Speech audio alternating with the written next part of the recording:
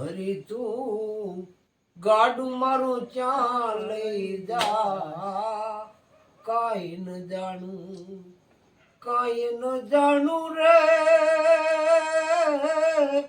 કાઈ ન જાણું રે કાઈ ન જાણું હરી તું ગાડું મારું ચા લઈ જા કાઈ ન જાણું કદી ઉગે આશાનો સૂરજ કદી અંધારું થાય કદી અંધારું થાય એ મારી મુજને ખબર નથી કે ક્યાં મારું ઠેકાણું કાંઈ ન જાણું હરી તું ગાડું મારું ચા લઈ જા કાંઈ ન જાણું.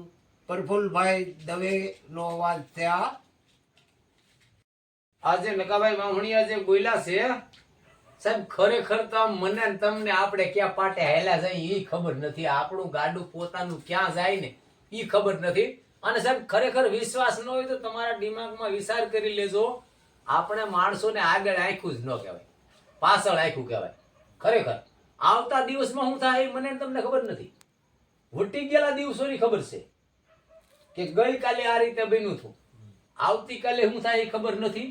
એમ આજે તમે ગયું મને બહુ બહુ બહુ મસ્ત લાગ્યું. આ દાદાના આશ્રમમાં ખરેખર બહુ મસ્ત નકાભાઈ લાગ્યું છે.